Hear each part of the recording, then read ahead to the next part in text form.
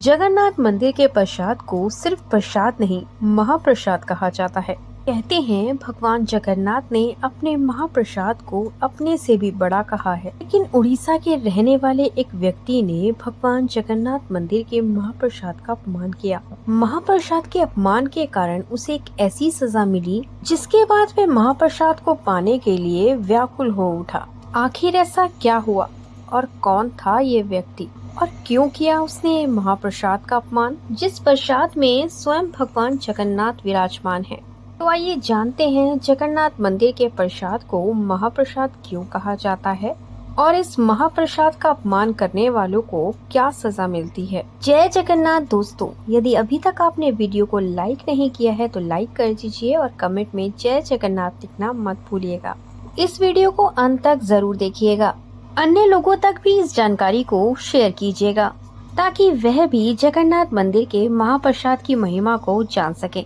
जय जगन्नाथ। उड़ीसा के पुरी राज्य में स्थित जगन्नाथ मंदिर, जिसे धरती का वैकुंठ भी कहा जाता है, भगवान विष्णु के चारों धामों में से एक जगन्नाथपुरी धाम। भगवान विष्णु के 4 धाम 4 युगों के प्रतीक हैं। सतयुग में बद्रीनाथ, त्रेता युग में रामेश्वरम, द्वापर युग में द्वारिका और कलयुग में जगन्नाथपुरी धाम। जगन्नाथपुरी धाम को कलयुग का धाम कहा जाता है। कहते हैं यहाँ भगवान जगन्नाथ साक्षात विराजमान हैं, जिसके फलस्वरूप भगवान जगन्नाथ मंदिर के रहस्यों को आज तक कोई सुलझा नहीं पाया। उन्हीं रहस्यों में से एक है जगन्नाथ मंदिर के महाप्रसाद का रहस्य। अन्य मंदिरों में मिलने वाले प्रसाद को सामान्यतः प्रसाद ही कहा जाता है, लेकिन जगन्नाथ मंदिर के प्रसाद को महाप्रसाद कहा जाता है। कहते हैं एक बार महाप्रभु वल्लभाचार्य जी जगन्नाथपुरी पधारे। संयोग से उसी दिन एकादशी भी थी और महाप्रभु वल्लभाचार्य जी का एकादशी का व्रत। तभी हमारे प्यारे जगन्नाथ जी ने सोचा कि क्यों ना वल्लभाचार्य जी की निष्ठा और भक्ति की परीक्षा ली जाए। कहते हैं जब वल्लभाचार्य जी भगवान जगन्नाथ के दर्शन करने पहुँचे तब किसी ने मंदिर में उन्हें महाप्रसाद दे दिया। तब महाप्रभु वल्लभाचार्य ने प्रसाद हाथ में लेकर स्तवन करते हुए दिन के बाद रात्रि भी बिता दी और अगले दिन द्वादशी को स्तवन की समाप्ति पर उस प्रसाद को ग्रहण कर लिया। अब भगवान जगन्नाथ वल्लभाचार्य के निष्ठा और प्रेम से इतने प्रसन्न हुए। तब भगवान जगन्नाथ ने कहा, मेरा प्रसाद मेरे से भी बड़ा है। तभी से वल्लभाचार्य के निष्ठा और प्रेम ने भगवान जगन्नाथ मंदिर के प्रसाद को महाप्रसाद का गौरव प्रदान किया। इसीलिए जगन्नाथ मंदिर का प्रसाद सिर्फ प्रसाद नहीं, महाप्रसाद है।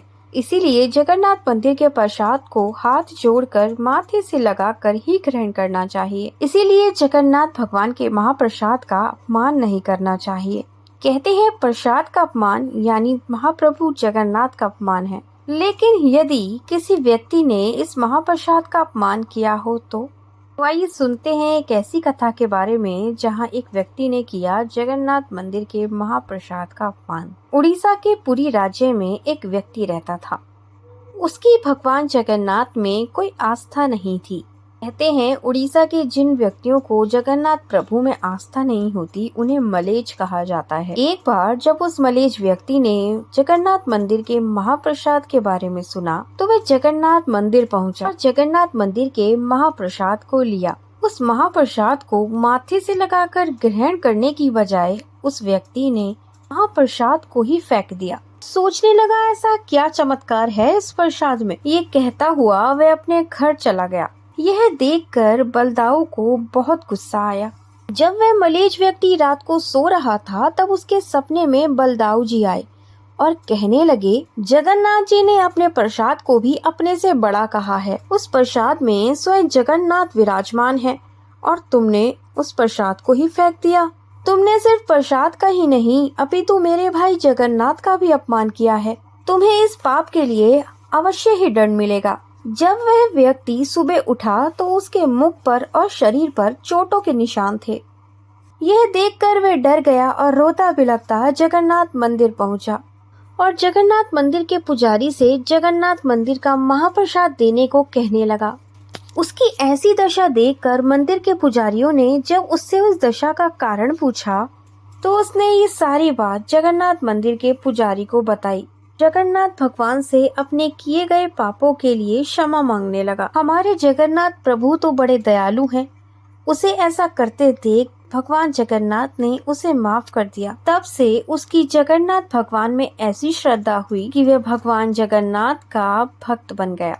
कहते हैं जगन्नाथ मंदिर के महाप्रसाद को झूठा भी नहीं छोड़ना चाहिए। कहते हैं जो जगन्नाथ मंदिर के महाप्रसाद को झूठा छोड़ते हैं, उस झूठे प्रसाद को ग्रहण करने स्वयं देवता आते हैं। यदि देवता आकर इस प्रसाद को ग्रहण करेंगे तो महापाप लगता है। जगन्नाथ मंदिर के महाप्रसाद को खाने का जो पुण्य है वो भी समाप्त हो जाता है। ये जगन्नाथ मंदिर में मिलने वाले महाप्रसाद को पूरा खाना चाहिए। यह प्रसाद मिट्टी के पात्रों में ही बनाया जाता है। बड़े ही सात्विक ढंग से बनने वाला यह प्रसाद माता लक्ष्मी की देखरेख में ही बनाया जाता है। कहते हैं मिट्टी के 5 बर्तनों को एक के ऊपर एक रखकर महाप्रसाद को बनाया जाता है। रहस्यमयी बात यह होती है कि ऊपर वाली मटकी का प्रसाद जल्दी और नीचे रखी मटकी का प्रसाद देर में पकता है। कहते हैं मंदिर में भगवान जगन्नाथ को दिन में 6 बार भोग लगाया जाता है। भगवान जगन्नाथ के लिए 56 तरीकों के भोग बनाए जाते हैं। कहते हैं भगवान जगन्नाथ को चावल अति प्रिय हैं, इसीलिए यहाँ भोग में हर रोज चावल का भोग जरूर लगाया जाता है। इसीलिए जगन्नाथ मंदिर में एकादशी माता भी उल्टी लटकी हैं। कहते हैं यहाँ एकादशी पर चावल खाने से पाप नहीं लगता, इसीलिए यहाँ एकादशी पर भी चावल खाने की परंपरा है। कहते हैं भगवान जगन्नाथ के कितने भी भक्त क्यों ना आ जाए, मंदिर का प्रसाद अपने भक्तों के लिए कभी कम नहीं पड़ता और ना ही कभी व्यर्थ जाता है। कहते हैं मंदिर के बंद होते ही मंदिर का प्रसाद भी खत्म हो जाता है। कहते हैं मंदिर के रसोई घर में 2 कुएं स्थित हैं।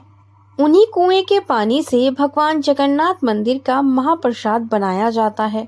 उन कुएं के पानी का इस्तेमाल अन्य किसी कार्य में नहीं किया जाता। जगन्नाथ मंदिर का महाप्रसाद इतना स्वादिष्ट और इतना चमत्कारी है जिसे ग्रहण करने वालों की आत्मा शुद्ध हो जाती है और मोक्ष की प्राप्ति होती है।